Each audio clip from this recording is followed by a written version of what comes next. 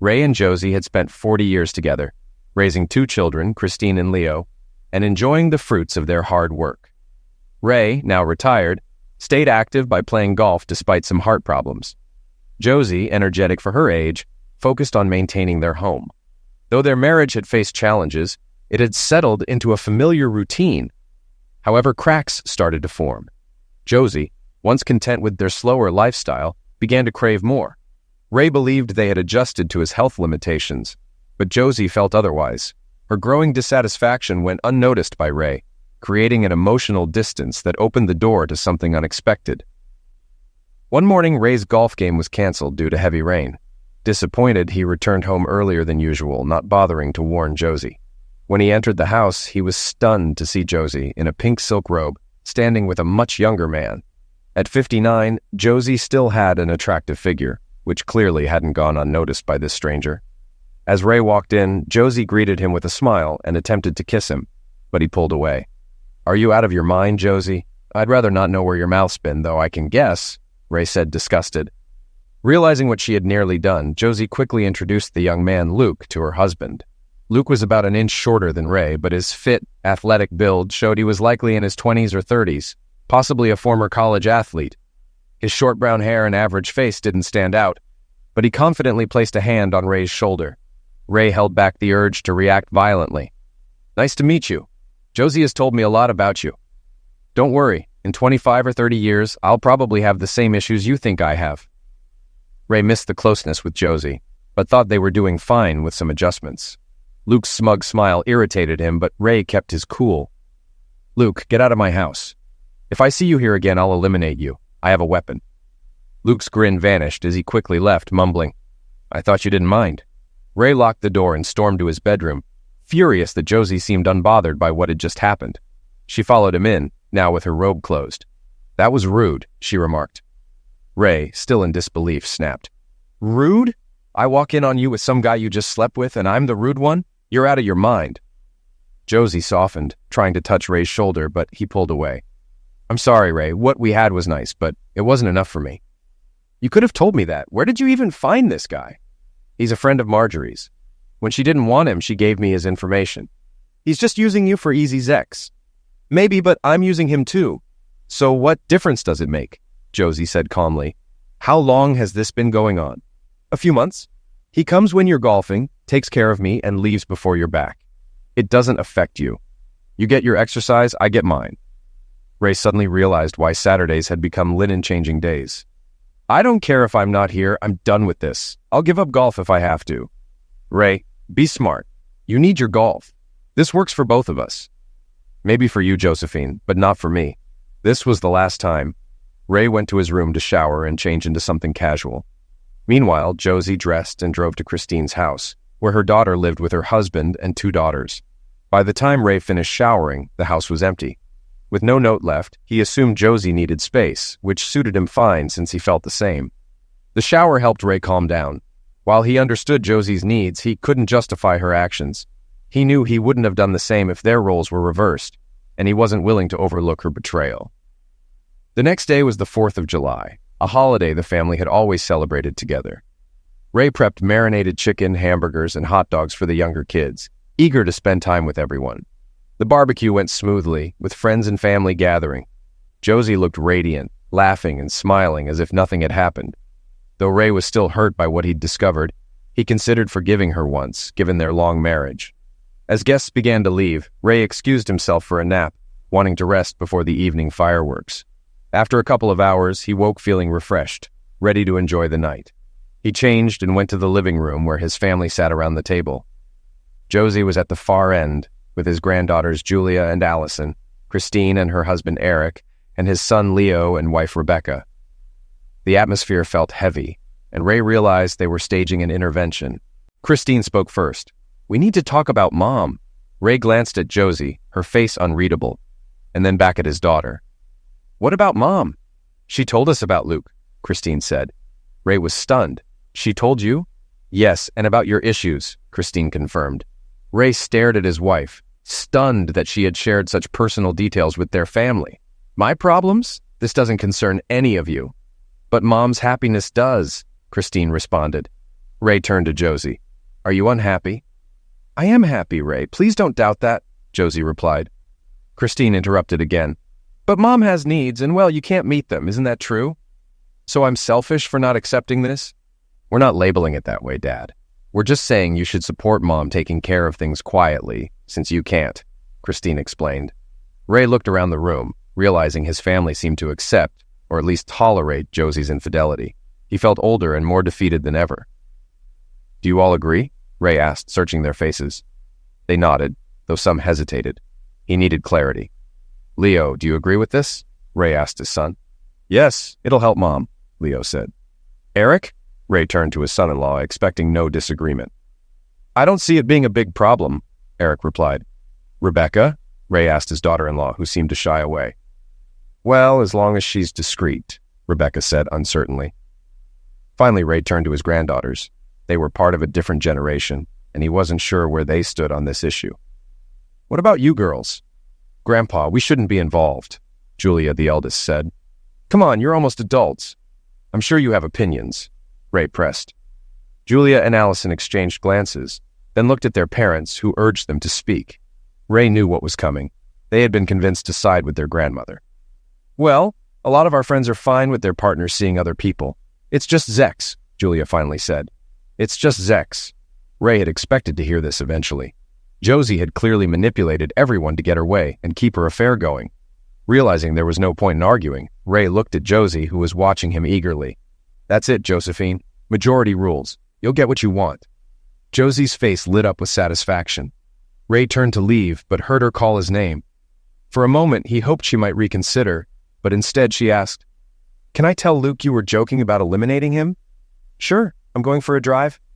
Dad, it's time for the fireworks, Leo reminded him.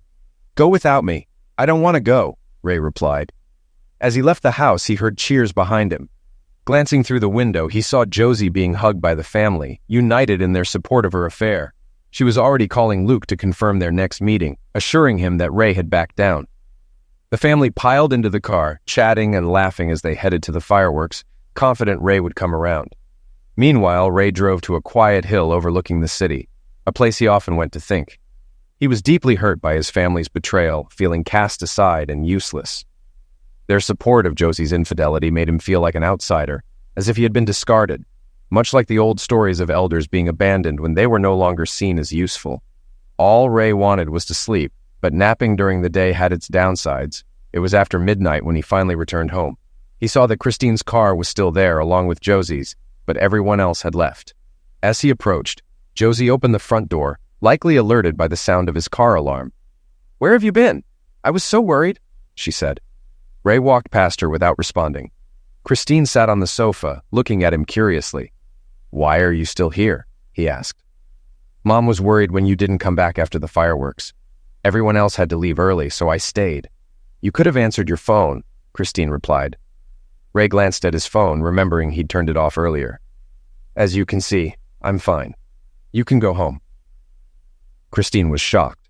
Her father was usually kind and polite, but this was different. She watched him head to his bedroom and shut the door. She grabbed her purse, kissed her mom goodbye, and left. By the time Josie finished cleaning, Ray was already asleep. The house remained quiet the following week. Josie knew Ray wasn't happy with her affair, but believed he would come to terms with it because he loved her. She was confident he would eventually forget or push it aside. For Ray, though, it felt like his life had crumbled. After decades of being a devoted family man, he was now cast aside by the very people he had prioritized. Josie's decision to involve the family in her affair marked the end of their marriage in his eyes. Their support of her betrayal shattered his sense of belonging in the family. Everything he had built was slipping away. On Saturday, Ray followed his routine and drove to the country club to meet his golf group. These were 8 older men who mixed up their foursomes weekly. Though Ray tried to focus on the game, he knew exactly what was happening at home. His performance wasn't the worst, but it was the worst he'd had in a while. Smiling through the light-hearted jokes felt nearly impossible. Josie watched Ray leave for golf at 7 a.m., hoping to show affection with a kiss, but he remained cold and distant. Though she hated hurting him, she pushed the thought aside. When Luke arrived, she had him parked down the street to avoid attracting attention. After he knocked, she let him in, wearing only a robe. which quickly ended up on the floor as they kissed passionately. Luke lifted her into his arms and carried her to the bedroom, where their encounter lasted about 2 hours. Afterward, Luke showered while Josie made the bed and started laundry. By the time Ray was expected home, everything was in order. When Ray didn't return by 2 o'clock, Josie became slightly concerned. By 3 o'clock, she started calling him, but all calls went to voicemail. By 5 o'clock, with still no word, her worry grew. By 7 o'clock, she called Christine for help. Soon, Christine, her husband Eric, and their daughters were at Josie's house. Eric went to the country club where he learned Ray had left hours earlier. Christine called the police, but they couldn't officially file a missing person report yet. With no way to reach Ray's golfing friends, the family was left to wait anxiously. Around 11 p.m., Julia saw headlights coming up the driveway. Sensing a confrontation, she and her sister went upstairs, while Eric, already asleep, stayed in Leo's old room. Only Josie and Christine remained to face Ray. Ray entered the house, unsurprised to see Josie waiting in the hallway and only mildly surprised to find Christine still there. He had seen her car outside but assumed she might leave them alone. Clearly, she was staying to support her mother. "Where have you been?" Josie snapped. "I was playing golf," Ray replied calmly. "Not afternoon, you weren't there anymore." "True. After golf, I had lunch at the clubhouse. Then I saw the new Dwayne Johnson movie. Not bad, a bit cliched, though." "I don't care about the details, Raymond," Josie shot back. "You asked where I was," Ray muttered. "I want to know why you didn't come home and why you ignored your phone." "My phone didn't ring," Ray said, showing her it was off. "And I didn't come home because I didn't want to be here when your friend was—" Josie, frustrated, said, "Everything was cleaned up long before you finished golf. There was no reason for you to stay out all day." "As I said, I won't be here at the same time as your friend. It's late. I'm going to bed." Ray walked past Josie, briefly meeting Christine's gaze but saying nothing as he went to the bedroom. He expected one of them to follow, but neither did. As he got ready for bed, he overheard voices in the hallway and realized Christine's family was gathered in the house. Great, he thought. By the time Josie came to bed, Ray was already asleep, or pretending to be. She considered waking him to talk, but decided against it. The following weekend passed similarly. Josie neither called nor texted. She had accepted that Ray would be gone all day and used the time to thoroughly clean the house again. However, as the day dragged on, Josie started feeling uneasy being alone. So she called Christine, who agreed to come over and keep her company until Ray got back. Eric and the girls stayed home, but Christine came to support her mother. Ray arrived home around 11 p.m., surprised to see Christine's car parked at the curb again. He wondered if another confrontation was brewing. Walking through the door, he was greeted by Josie's warm smile and a kiss on the cheek, with Christine smiling in the background. "Why don't you change, love?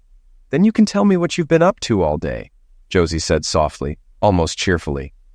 Ray was a bit confused. Josie seemed more relaxed than usual, her good mood intact.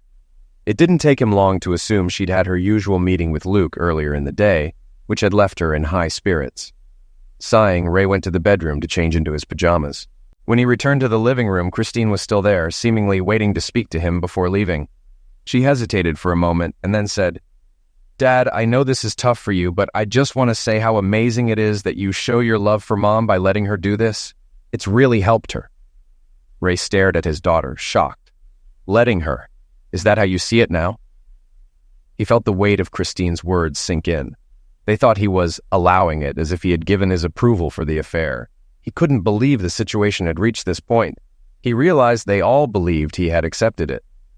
Looking at Christine, his voice heavy with resignation, he said, "I'm telling you now, Christine, this is the last conversation we'll have on this topic. The last.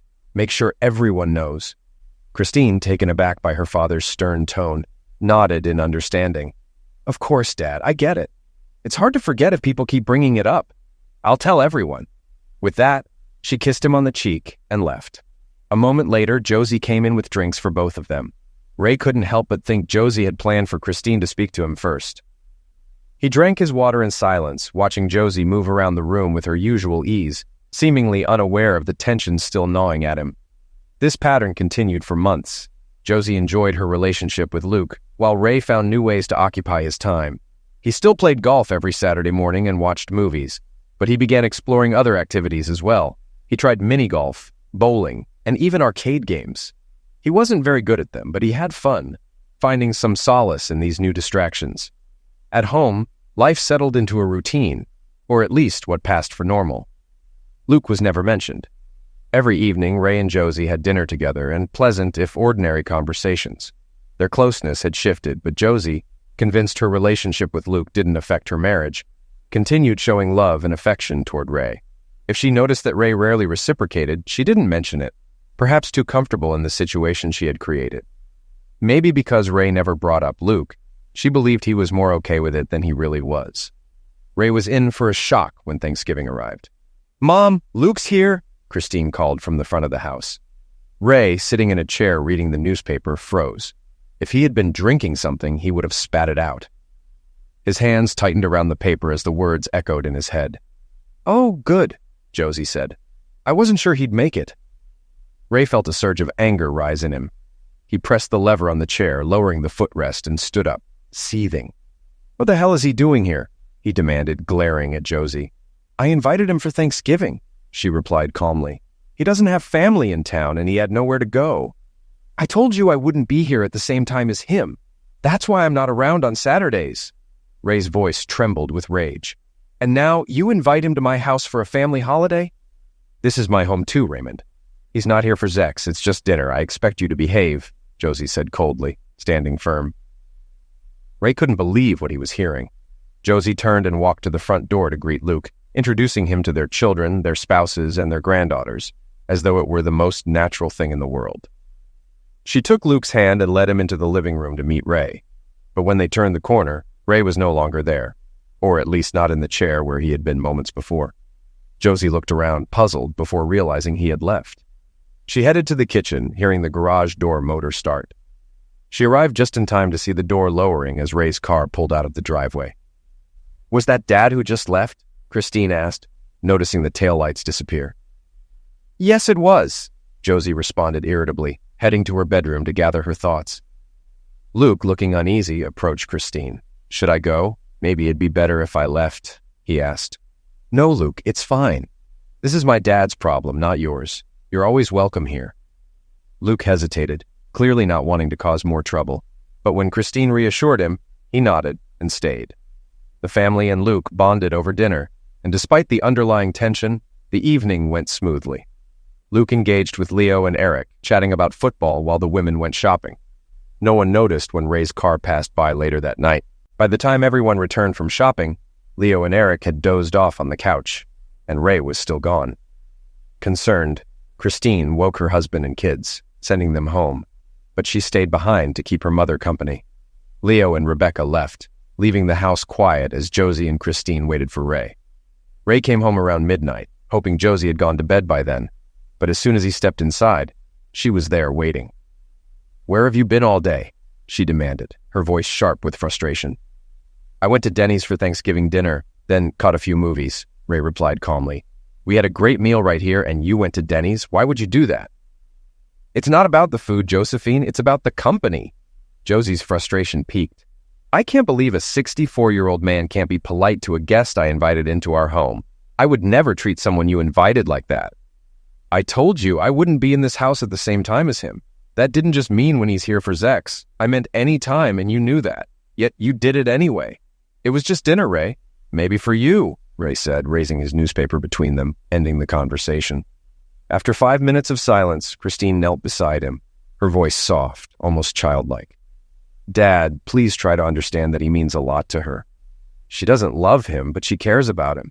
She didn't want him to be alone for the holiday." Ray sighed. "And you don't think there's a problem with Mom's friend becoming part of the family?" "He's not family, Dad. He's just a friend like anyone else." Ray realized the argument was over. "Of course, Christine. I understand." Christine looked relieved.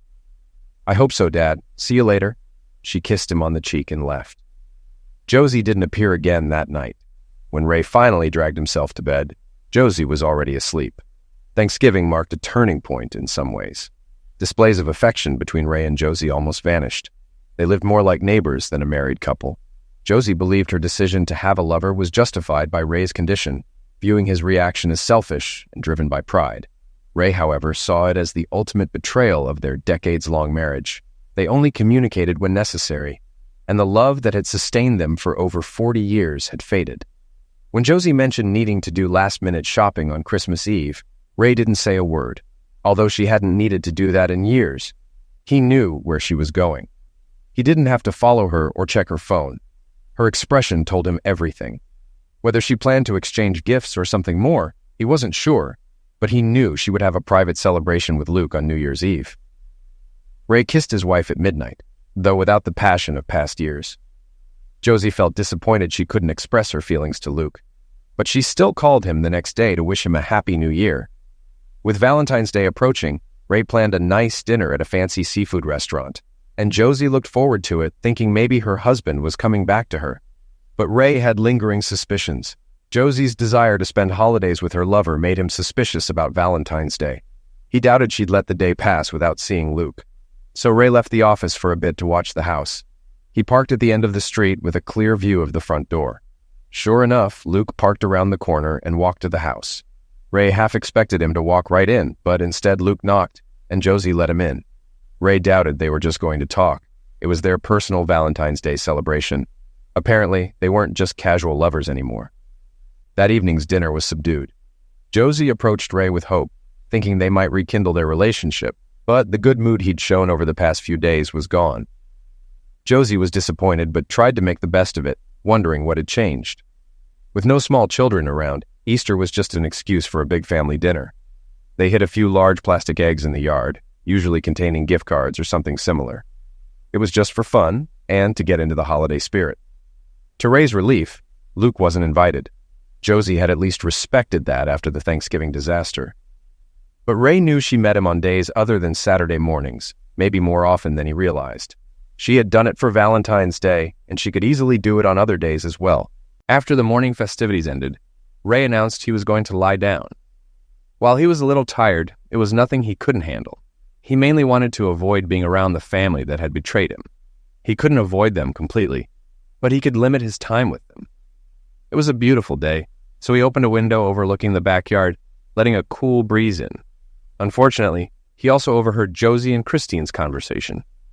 "So, how's Luke doing?" he heard Christine ask. "Shh, not too loud. I don't want your father to hear."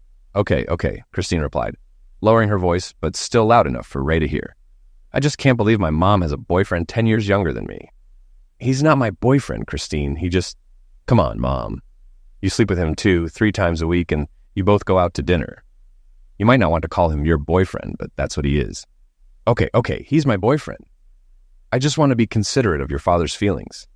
"I know, Mom. I love Dad too, and I don't want him to get hurt. But let's be honest. He's an old man, and you're still young. He's only 5 years older than me, Christine." "In actual age, yes. But you're active, and he can barely get through the day without a nap. You deserve this. Honestly, I'm a little jealous you're dating again." "Does anyone else know? I mean, other than Saturday mornings, Leo, Eric, Rebecca." "No, I don't involve them." "Does everyone agree with this?" "Leo and Eric think it's fine. They agree that I should meet my needs since Dad can't anymore. Rebecca's the only one who thinks it's wrong, but she doesn't want to hurt Dad, so she won't say anything. What Dad doesn't know won't hurt him." Hearing how deep Josie's betrayal ran, and how Christine fully supported her mother's affair, Ray felt the last bits of love and affection for them leave his heart.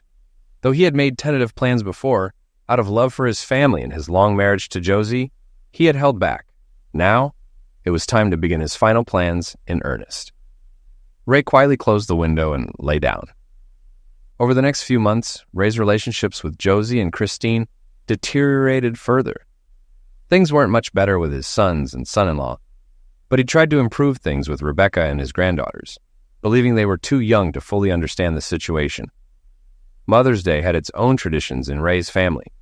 For them, it meant brunch at an upscale French-themed restaurant. The food and service were excellent, with prices to match. When the kids were younger, Ray used to take the family out to celebrate with Josie. As the kids grew up and started working, they took over the tradition, doing the same for Father's Day. The family had an unusual arrangement. The other parent didn't attend the celebration. Years ago, Ray stopped going to Mother's Day, and Josie stopped attending Father's Day. The kids celebrated with each parent separately, and Ray had always been fine with that until this year. He had a feeling, based on recent events, that something wasn't right. So instead of spending his usual free time reading, Ray dressed and headed to the restaurant. Josie had been gone about 30 minutes, so he knew she'd be there. He didn't plan on participating or even letting anyone know he was there. In fact, he doubted he'd even have to get out of the car. He drove around the parking lot, easily spotting Christine and Eric's car, then Josie's car, followed by Leo and Rebecca's. Ray began to hope he was wrong, but then he saw what he had feared. Tucked away in a corner parking spot, Luke's car. Ray had seen it enough times to recognize the license plate. His wife, or maybe his daughter, had invited her lover to a family event, fully knowing Ray wouldn't be there. Despite all that had happened, and despite Ray's fading love for Josie, this new betrayal filled him with rage. Any plans to temper his actions vanished. Ray returned home, grabbed his golf clubs, and headed to the local course. He went through several buckets of balls, losing count. By the end, he was exhausted.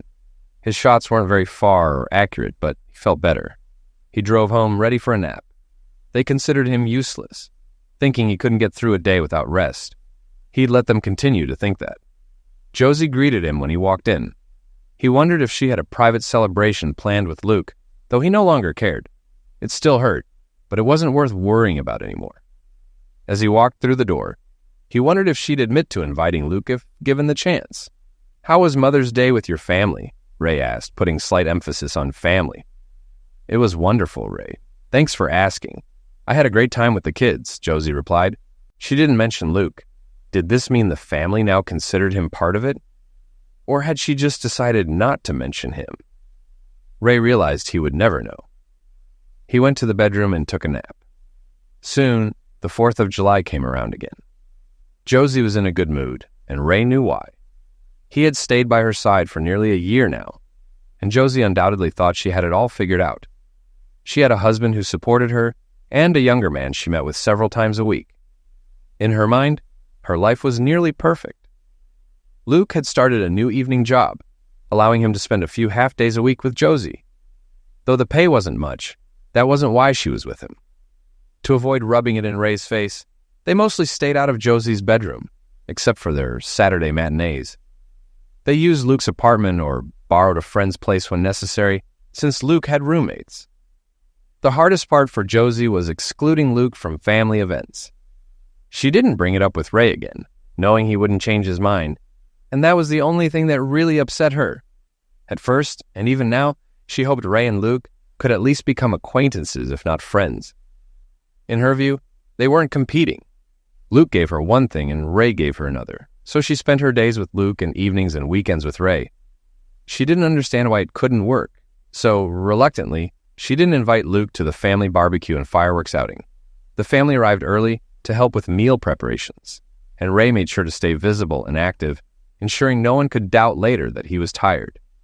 He carefully watched the crowd, wondering if Josie might sneak Luke in, but he never showed up. As the day wore on, Ray pretended to get more tired. Although some of it was real, much of it was exaggerated.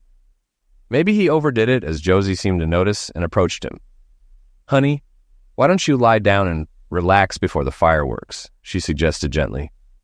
The hardest part of all this for Ray was knowing Josie still loved and cared about him, which made what he was about to do even tougher. "I'm not going to the fireworks. I just want to enjoy the day with my family and head to bed early." "Ray, are you sure? You missed them last year, but before that you always loved going," Josie said, genuinely concerned. "Yeah, I'm sure. I guess I'm just getting old, but everyone else will have a great time without me." "Okay, if you're sure." As soon as she left him, Ray watched her weave through the crowd and searching for Christine. He realized Josie was trying to confirm if he would attend the fireworks because she planned to invite Luke. Even though it didn't change anything, the fresh betrayal stung deeply. As the evening progressed, most guests left, leaving only family. Josie, Christine, Leo, and Eric all stopped by to ask Ray again if he wanted to join them for the fireworks, expressing how much they'd miss him. Ray saw through it, realizing his family was slipping away from him. As they prepared to leave, he swallowed his anger and said a few words to each family member. Despite the past year, he cherished the memories of their time together and would miss those moments. He hugged his granddaughters the longest. Ray watched with a heavy heart as the family piled into Christine's minivan, laughing and happy, not even noticing his absence. He tried to push them from his mind and focused on his next steps. The family returned later than usual, giving Josie time alone with Luke. Luke thanked them for including him, especially since he had no close family nearby. Although only Josie spent much time with him, the family had come to accept him as part of their extended circle and appreciated how happy he made Josie. They said their goodbyes at the park since he couldn't come back to the house. When the family got home, they tried to be quiet so as not to disturb Ray. They poured drinks and sat around the dining room table to chat for 30 to 45 minutes before Josie suddenly remembered Ray and asked Leo to check on him. Leo got up and slowly walked into the bedroom. He didn't find Ray asleep, but noticed the bedspread pulled back, revealing the snow-white sheets Josie always insisted on. On the bed, he saw Ray's wedding ring and a flash drive. This wasn't a good sign. "He's not there," Leo said when he returned. "What do you mean he's not there?" Josie asked. "He's gone, Mom. No one's been in the bed, and I found this on the sheets," Leo replied, holding up the ring and flash drive. Not fully believing it, Josie rushed to the bedroom and saw for herself that the bed was unused. When she returned to the living room, Eric was already connecting the flash drive to the laptop. The drive contained only one large file. Josie nodded to Eric and he double-clicked it. The video began playing, and at first they saw a blank wall but heard voices. Moments later, Ray appeared on camera. "Is it recording?" Ray asked someone off-screen. "Yes," a woman's voice replied. Ray turned to the camera. "Good evening, everyone. If I've timed this right, you're watching this a little after 10 p.m., just back from the fireworks show." Everyone reflexively looked at the clock and saw it was nearly 11 p.m. They hadn't bothered to check on Ray when they got home. "At this moment, I'm on a plane flying far beyond the borders of the United States. In case you're wondering, I won't be coming back." "No," Josie cried, breaking into tears. "You betrayed me." The video continued. "Each of you, my wife, who had my love and support for over 40 years, never having to work a day outside of raising our children, threw me aside like trash for a man half my age. And when I dared to object, you turned the whole family against me. I thought 40 years of loyalty, dedication, faithfulness, and support would mean something to you, Josephine. I deserved better. Your desires, and let's be honest, they were wants, not needs, should have taken a back seat to my feelings. Doing this behind my back was bad enough, but forcing the family to side with you was even worse.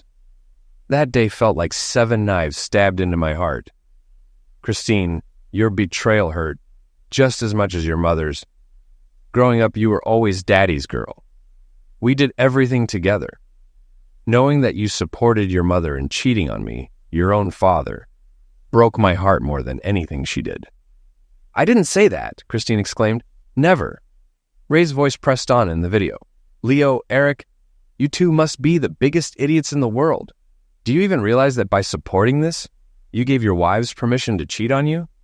Leo, I don't think Rebecca would do this, but after what I've heard from Christine, you should be concerned. Eric, if Christine ever claims you're not satisfying her, she'll walk away. She's already told her mother how jealous she is." Eric looked over at Christine, who shook her head as Ray's words echoed through the room. "No, baby, I never said that. I would never do that," Christine protested. Ray's voice didn't waver. "And what about you, Eric? You can't really object to what's happening, can you? You've already said it's normal for Josie. Or is it only normal because it wasn't happening to you? What will happen when it's your turn?" Christine will deny she'd ever do such a thing, but ask her if she thinks it would be wrong for her. Why was it okay for her mother? Her answer will tell you everything. Eric paused the video and looked at his wife. "You said you were jealous of your mom?" "I don't remember exactly what I said. I just meant I was glad she was experiencing a new relationship and rediscovering herself." "So, do you want to rediscover yourself with someone else?" Eric asked. "No, baby. Please don't blow this out of proportion. I love you and don't want to be with anyone else. Unless I can't perform anymore, right? Honey, can we discuss this later? We need to focus on Mom right now." Ray's voice from the video cut through their conversation. "But this isn't over yet." Eric pressed play again and Ray's voice filled the room. "I didn't want to stay in a marriage where my wife cheated on me every week. I certainly wasn't going to stick around when I found out it was happening several times a week. Sorry, Josephine, but you weren't nearly as discreet as you thought. Inviting him to Mother's Day? That was tasteless. I won't tell you where I've gone, but even if you find me, there's nothing you can do about it. Everyone in the room sat in silence, tension thick in the air, as Ray continued. I should also mention the financial situation I left you with. I took most of our money because I intend to live the rest of my life in comfort, as a reward for putting everyone else first for decades. Josephine, I left you the house, which, as you know, is fully paid off and worth several $100,000. My lawyer will help you with the sale if you want. I also left $400,000 in the bank. That's $10,000 for every good year you gave me. Unfortunately, there haven't been any loans of goodwill in the last year. Don't worry about me. After taking the rest of our assets, including the investments, I'm sitting on nearly 8 figures. I'll be just fine, though I doubt any of you really care. The way I've been treated over the past year shows how you all truly feel about me. Everyone exchanged uneasy glances but remained silent. Oh, and if you're worried I'll spend my golden years alone, don't be. I already have a companion, and she's sitting next to me on the plane right now. Let me introduce her. Deborah. A woman's face appeared in the frame, matching the female voice from earlier. Hello, I'm Deborah. I'll be helping Ray spend what could have been your inheritance, she said, waving at the camera. She appeared to be in her mid-50s, an attractive brunette. Ray smiled at the camera before continuing. Deborah and I have been keeping each other company for the past 4 or 5 months, ever since I told her what my wife was doing. We've been spending a lot of time together and discovered how compatible we are. Josephine, you probably remember Deborah. You've met her several times. We worked together for over 30 years, since she was hired in the marketing department. She took early retirement to join me at my new home. We've been close friends all this time, and the best part? Deborah's needs are simple. Just affection, hugs, kisses, and maybe a few other things. I'm looking forward to it. Everyone in the room looked at Josie, gauging her reaction to Ray's revelation. It was clear from her expression that she wasn't taking it well. Eric paused the video. Mom, are you okay? Leo asked. No, Leo, I'm definitely not okay. But let's just finish this, she replied. Eric resumed the video, and Ray's voice grew more somber as he addressed Josie directly. Josephine, I loved you from the day we met. If anyone had told me you could treat me like this, I would have knocked them out before they could finish. I looked forward to spending our final years together with visits from our children and grandchildren and maybe great-grandchildren. I'm so disappointed that your physical desires ruined that for us, for me. I hope it was worth it for you. You should have enough money to live comfortably, especially if you sell the house. If you need more, I'm sure the children who supported your romance will support you financially as well. After all, it was my money that got them through college and into their good jobs, so I had a lot to do with that. The tension in the room thickened as Ray's voice continued. It was a terrible year, and things kept getting worse. I knew about the extra time you spend with him each week. I could have ended this months ago, but I liked the idea of declaring my independence on Independence Day, so I waited. Part of me will always love you, or at least what we had. I wish things were different, but somewhere along the way, you forgot that marriage is about us, not just you and me. I never made decisions that would benefit me and hurt you, unlike what you did with Luke. You probably thought I'd come to terms with it, maybe because I always sacrificed for you. But it doesn't matter now. It's done and can't be undone. For your sake, I hope it was worth it. Goodbye, Josephine. I'll miss you and what we could have had. Ray looked directly at the camera, and the screen went black. Everyone in the room was in tears, some more than others. None of them had expected Josie and Luke's relationship to drive Ray away. In the past, Ray had always conceded to Josie's wishes, and they assumed this time would be no different. Deep down, no one believed Ray had the guts to do anything but accept it. Tired and shaken, they all decided to stay overnight at Josie's house to support her. Rebecca was cleaning the kitchen when the phone rang. She usually only got calls from her husband Leo or the occasional telemarketer. The number was blocked, which struck her as odd, but she decided to answer. Hello, Rebecca answered the phone. Rebecca, it's Ray, came the familiar voice on the other end. "Oh God, Ray, how are you? Where are you?" Rebecca asked, concern clear in her voice. "I'm fine, Rebecca. Really, I am. But I can't tell you where I am right now. How are you?" Ray deflected. "I'm fine, Dad. I have news. I'm pregnant," Rebecca shared. "Congratulations. How far along are you?" Ray asked, the warmth evident. "Just a couple of months. We found out right after you left." "I can't believe it's been almost 3 weeks since you've been gone," Rebecca replied, her voice softening. "Yes, time flies. By the way, thanks for calling me Dad. I thought I'd lost that title," Ray said, gratitude in his tone. "Not with me, you haven't," Rebecca reassured him. "You know, Dad, I owe you an apology. I should have spoken up when everyone confronted you. It was wrong, but I was new to the family and scared," Rebecca admitted, her voice wavering slightly. "I had a feeling, but honestly, it wouldn't have changed anything. Josie and Christine were determined to push through with it." "You're forgiven," Ray said calmly. "Thank you, Dad. That means so much, especially because I want both grandfathers in my baby's life." "Will you be part of it?" Rebecca asked hopefully. "We'll see. I'm not coming back to the States, but maybe we can work something out." "I'd love to see you and the baby," Ray responded. "So, how are things over there?" Rebecca inquired. "In a word, tense," Ray sighed. "Josie isn't herself most of the time, though she still sees Luke several times a week. Christine and Eric are having problems, but they're keeping it under wraps. I think your comment about Christine looking for an excuse to cheat hit a nerve. How are you and Leo?" Rebecca switched topics. "We're fine. Still in the early stages of marriage, so it's fresh. Christine and Eric have been together longer, so maybe that makes them more cautious," Ray said. "The granddaughters are devastated, though," Rebecca added. "That surprises me." "You've always been close with them," Ray responded, surprised. "They miss spending time with you. They don't think casual sex is a big deal, but they understand it's different when you're married," Rebecca explained. "I get it. Christine's influence is clear in their reactions," Ray acknowledged. "Listen, could you gather everyone at your place tonight? I think I'm ready to talk." "I don't think that'll be a problem, Dad," Rebecca agreed. "Then we'll talk later," Ray concluded. That evening, the entire family gathered in Leo and Rebecca's living room. Rebecca had made it clear that Luke wasn't invited. Though she prepared sandwiches, the tension in the air left everyone too preoccupied to eat. At exactly 8 o'clock, the phone rang. Rebecca placed it on speaker. "Hi, Dad. Everyone's here," Rebecca announced. "Thanks, honey. Just so you all know, Deborah is with me. Let's try to have a polite conversation, not an argument." "Does everyone agree?" Ray asked. The family members murmured their agreement. "Good. I wanted to wait until some time had passed before we talked. I contacted Rebecca first because I sensed she wasn't as comfortable with all of this as the rest of you." "Leo, congratulations on the baby," Ray started. "Thanks, Dad. I'll try to live up to the standards of fatherhood you set."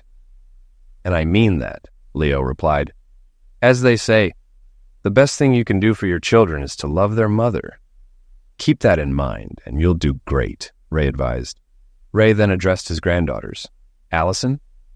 Julia?" "Yes, Grandpa," they responded together.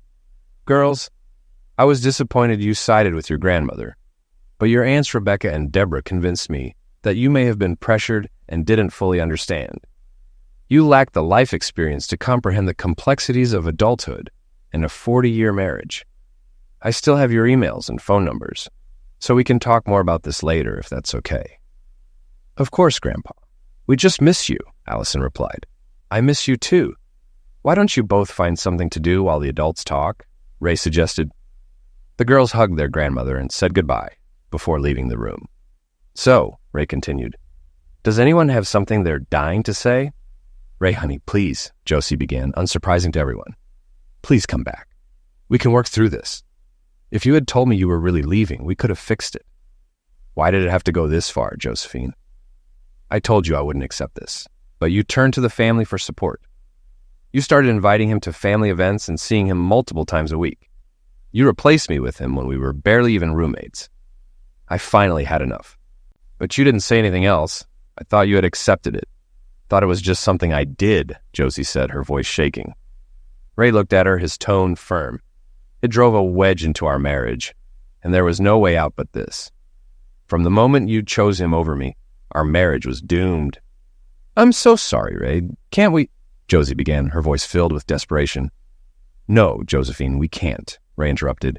Even if I wanted to, and I don't, I've made a commitment to Deborah and I intend to keep it. What about your commitment to me? You made that one first, Josie pressed, tears welling up. Yes, I did. And I would still be honoring it if you hadn't broken yours. But when you did, it freed me from mine and gave me the chance to make a new one, which I have, Ray responded. The room fell into a heavy silence, the only sound being Josie's soft sobs. Josie, Ray said gently, I'm sorry, but there's no point in continuing this. Whether you meant to or not, you pushed me away. There's no turning back. Without another word, Josie stood and quietly left the room, heading towards Christine and Eric's bedroom. Christine, watching her mother leave, spoke up, her voice cold. Very nice, Daddy. Did you call just to hurt Mom and make her cry? All because your ego couldn't handle another man making her feel better? Ray, unfazed, responded, Is that really how you see it, Christine? Eric, how's your ego holding up? Is it ready to accept another man making your wife feel better than you? Christine glanced at Eric, who remained silent. Throughout their marriage, Christine had always been the dominant partner, and Eric, like many husbands, had gone along with it. But recently there had been a shift, and Christine realized that their marriage was now in serious trouble. You can't support another woman's right to cheat without feeling at least a little guilt. Ray's words echoed in her mind. Her tone softened. No, Ray, that's not fair. You were right. I hadn't thought about it that way, she admitted quietly. For what it's worth, Ray, after all of this, Christine and I have been having serious issues, Eric finally spoke, breaking his silence. I understand, Ray replied, but let me tell you this. Fight for your marriage before it's too late. You two love each other, but you've started taking that for granted. I noticed it before all of this happened. Let this be a wake-up call, not the end. Remember, you're a team. Christine lowered her head. I never meant for this to happen, Dad, she whispered, her voice heavy with guilt. I know, but Christine, Josie didn't do this alone, Ray said, his tone calm but firm. The room went quiet again, the weight of Ray's words hanging in the air. After a few moments, Christine spoke once more, her voice small, almost like a child's. Dad, can I talk to you alone? If everyone else doesn't mind, I don't either, Ray replied. Christine glanced around the room and, seeing no objections, she took the phone and retreated to a spare room, closing the door behind her. Dad, I'm scared, Christine confessed. Eric is talking about divorce, or at least counseling. What should I do? You can fix this, Christine. Here's what you'll do. Now that your daughters are mostly grown, put the time you used to spend raising them back into your marriage. This isn't free time, like your mother thought. You're his partner, not his boss, Ray advised. Christine's voice trembled. He's really angry, Dad. Ever since he started seeing this as me giving myself permission to cheat, he's been furious. He's constantly snapping at me, and I know he wonders if I've already done something. Ray's voice remained steady. Did you? No, Daddy, no, Christine answered quickly. But I don't know how to convince him. All you can do is make sure there's no reason for suspicion moving forward. If you stay honest, questions about the past will eventually fade, Ray assured her. Christine hesitated. Dad, I'm really sorry. Isn't there any way to fix things between you and Mom? It's too late for us, honey. But it's not too late for you, Ray said softly. Christine's voice cracked as she whispered, Daddy, I love you. I love you too, Ray replied.